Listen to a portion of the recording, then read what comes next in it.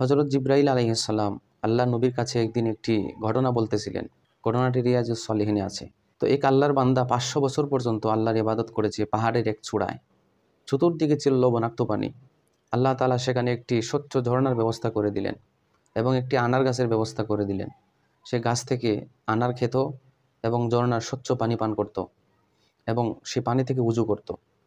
এইভাবে সে আল্লাহর ইবাদত জিকির আজকার সবসময় করতে থাকত এবং সে সবসময় আল্লাহর কাছে একটি জিনিস প্রার্থনা করত, হে আল্লাহ, আমার মৃত্যু যেন সেজদাতে হয়। তো জিবরাইল আলাইহিস সালাম সবসময় দেখতেন তিনি সেজদারত অবস্থায়। তো ঠিক তার দোয়া কবুল হয়ে গেল, সেজদারত অবস্থায় তার মৃত্যু হলো এবং পরিশেষে তাকে বলা হলো, তাকে আমার দয়ায় তাকে জান্নাতে প্রবেশ করিয়ে দাও। তখন সে বলছিল, আমি ৫০০ বছর ইবাদত করেছি, আমি আমার ইবাদতের শক্তিতেই জান্নাতে প্রবেশ করতে পারবো। তখন আল্লাহ বললেন, তাকে নিয়ে আসো। আসা হলো। তাকে বলা হলো, আমি তোমাকে যত নিয়ামত দিয়েছি তার একটা হিসাব দাও, তার পরিমাপ পেশ করো।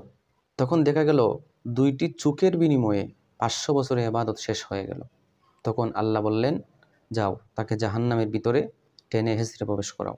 তখন সে ব্যক্তি চিৎকার করে বলতেছিল, হে আল্লাহ, আমি আপনার কুদরত বুঝতে পারি নাই। তখন আল্লাহ আবার বললেন, তাকে নিয়ে আসো। আসা হলো।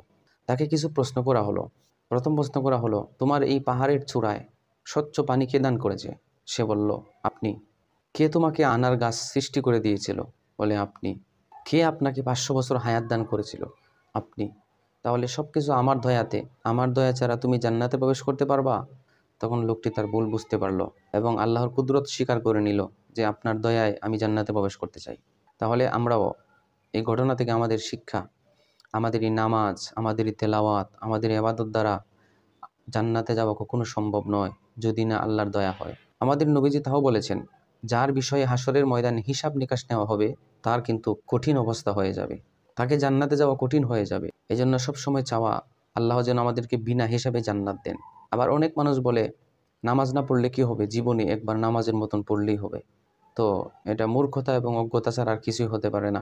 কারণ আমরা সারা জীবনভর যদি নামাজ পড়ি, কবুলিয়তের কোনো গ্যারান্টি নাই।